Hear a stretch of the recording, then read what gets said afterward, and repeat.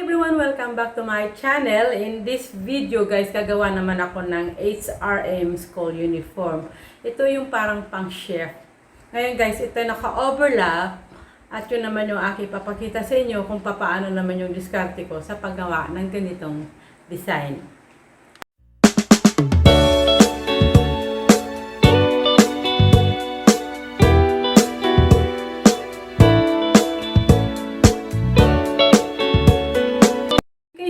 Gagawin ay male and female uniform, pero yung kaibahan lang sa pagsusukat ko guys, pagdating sa male, isinama ko na yung dalawang braso para sa allowance at kinorb ko lang siya ng konti pagdating sa baba. Pero yung sa female, yung normal na procedure ko sa ginagawa kong pagsusukat sa female, yun pa rin yung aking ginawa.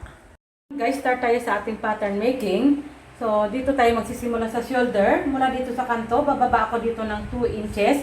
Itatapat ko siya guys dito sa 8 kasi ang shoulder ay 16. Ang kalahati ay 8. So, ganyan lang. Ito yung back. Ito naman din yung front. Kukunin ko muna yung kalahati ng shoulder na 16. Ang kalahati ay 8. Ito. Papakita ko lang sa inyo. Ayan. So, ayan yung tinapatan ng ating shoulder 2 inches. Ganun ako pag kumukuha palagi guys ha. Next, kukunin ko muna sa HPS. So, ang HPS natin ay magiging gitna. Kunin ko muna yung bust drop, 9.5. Yung figure, 16. Yung length, 24. And then, mag-a-adjust ako guys ng 1 1/2 na fold allowance. Isasama ko na yung fold allowance. Dito sa bust drop natin, kukunin ko muna dito yung bust circumference, 35. Magdadagdag ako ng 2 inches para sa body allowance, magiging 37. So, ang 1/4 ng 37 guys ay 9 1/4. Tandaan ko lang muna. Then, dito naman sa waistline, tatapatin natin, yung waist circumference niya is 30.5. Ang 1/4 ng 30.5 is 7 5/8. Ito yon. Magdadagdag ako ng 1 inch para sa tax. Ito yon. Yan. Guys, yung lalagyan ko lang ng tax ay yung back. Ibig sabihin, yung 2 inches para sa front, hindi ko yun gagamitin. Yun na yung magiging body allowance. Next naman ay yung hips. Dito na ako guys sa second hips kukuha. Ang second hips niya is 36. Ang 1/4 ng 36 ay 9. Magdadagdag lang ako dito guys ng 1/4 inch na para sa tax din mula doon sa back. Yun na yung magiging allowance ko. So, magiging 9 1/4 din. Pupuhitan ko lang muna to.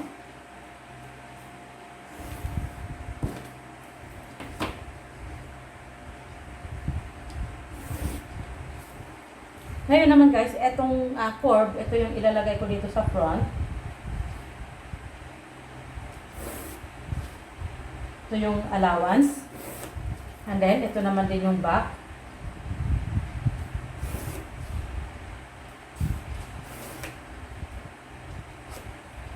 Next, sa armhole. Ang armhole niya is 16.5. Ang kalahati ay 8 1/4. Mula dito guys, sa gitna ng ating back and front shoulder, dito natin itatapat yung dulo. Hahanapin natin ngayon yung 8 1/4. So, i-curve natin yan ng ganyan. Ayan, kunin ko lang dito, 8 1/4, ayan.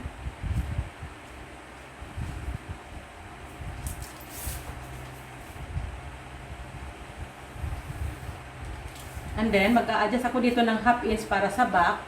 Mawala uli yan. Ayan. Ito na yung front, ito yung back. Ayan. Para naman guys, sa neckline, kukunin natin yung center na to. Didiretso muna natin yan. Kung ano yung lapad dito, yun din yung lapad dito. Kaganyan lang natin. Guguhitan muna natin ng paganyan. And then, kukuha ako dito sa center. Mula sa center back. Yan. Kukuha ako ng 3 1/4. Then, i-curve natin yan ng ganyan. So, eto na guys yung neckline sa back. Ayan. Kukunin ko naman ngayon yung tax. Dito ko guys itatapat sa armpit yung tax ng back. Ayan. Bust distance niya guys ay 6.5. Pagdating naman sa back, gagawin kong 7. So, ang kalahati ng 7, 3.5. And then, dito sa figure, aakyat ako ng 1 inch. Dito ko itatapat ngayon So, 3 1/2. Ngayon, igigit natin yan. Kukuha tayo dito ng tagwa 1/2 inch, magiging 1 inch. Ito yung back na, ito yung tuck sa back. Ganon din dito guys, 3 1/2.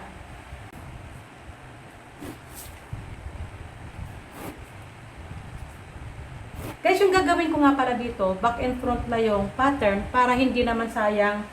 So, mamaya ko na ipapakita sa inyo kung paano naman yung procedure sa front. Ito, back muna to. Ida-darken ko muna guys.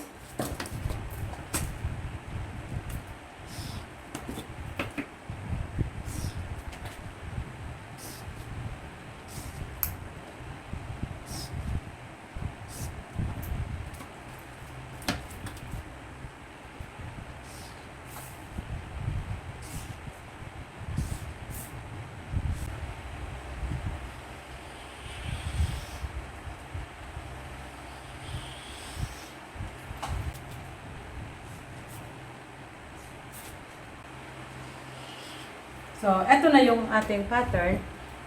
Ikakat ko muna to para maipakita ko naman sa inyo yung procedure ko sa front.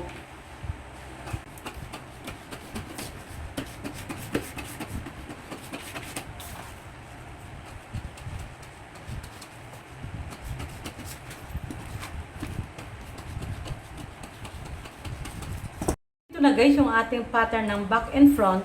Pag nagtabas tayo guys ng back, ipo-fold lang natin to. Kasi ang gagawin natin sa front, ito. Yung butones kasi nito guys ay naka-overlap. Bali double button siya.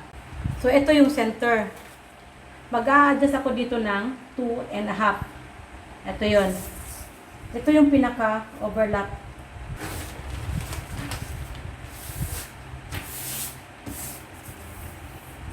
Yan. Ito na yung allowance para sa overlap. Kaya kung mapapansin nyo, kahit may button siya, hindi ako nagdagdag ng 3/4 kasi naka-overlap siya. So, yung neck dip niya guys ay 6. Mula dito sa HPS, bababa tayo dito ng 6. Dito yun guys sa center ha. Etong center na to ha. 6. Ayan. Ngayon, kukunin ko yung sukat na to. 4 and 5/8. 4 and 5/8. Ito. Gaganyan lang natin yan guys. Medyo ikukob natin ng pakunti. Tapos, ililiko natin ng ganyan. Yan. Para igaganyan natin. Ito, hindi to counted guys ha, sa measurement. Sa overlap lang to ng botones.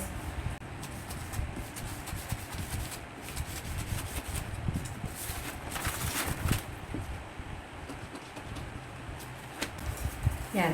Pag nagtabas tayo guys, ito yung front. Yan. At saka ito sa ilalim. Walang tacks. Ang back naman, ipo-fold lang natin to. Ito namang sa ibabaw. And then, ito din sa ibabaw. Same na yan. Tapos may tacks. Papakita ko na lang sa inyo mamaya sa cutting. Naman guys, sa sleeve. Ang sleeve, ang armhole niya is 16 1/2. Guguhitan ko muna to ng ganito guys. Ayan. And then, kukunin natin yung 8 and 1/4. Ayan yun. Then, kukunin ko rin yung sleeve length. Ang sleeve length niya is 21 1/2. So, mula dito, kukunin ko yung 21 1/2. Guys, kasama na dito yung cups. Yung cups circumference naman niya, medyo maluwag na yan. May allowance na akong kinama dyan. Ay 9. So, ang kalahati ay 4 1/2. Ito yun.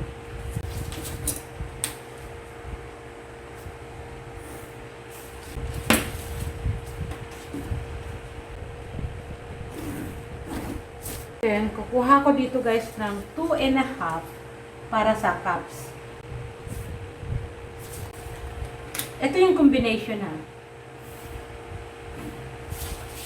And then, kukuhin ko na yung kalahati ng 8 and 1/4. Magiging 4 and 1/8.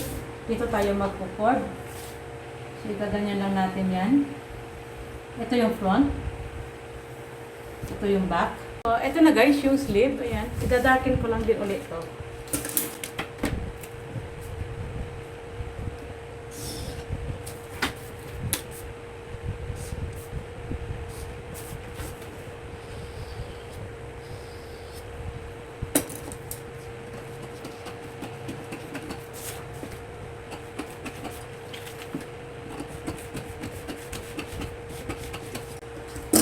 since nga guys na ito ay combination, puputulin natin to.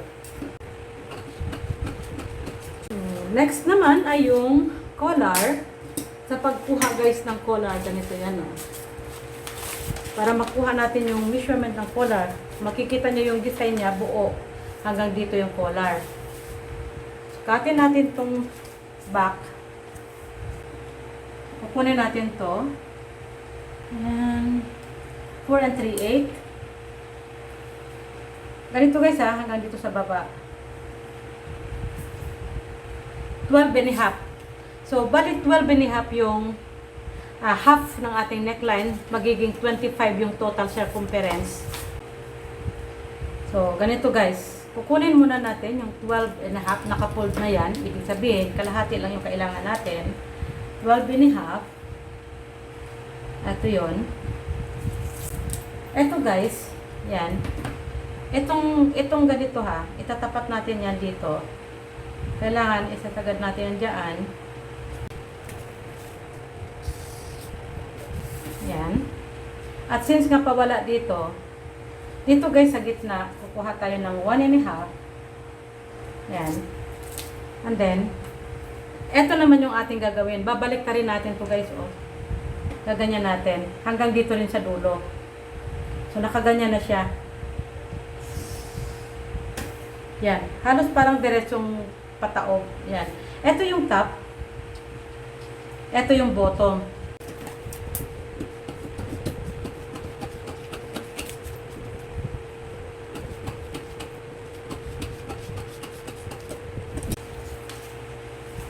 Parang magiging ganyan yung kalalabasan yan, oh. Yan. Kasi naka-overlap to. Parang yan, dulo sa dulo.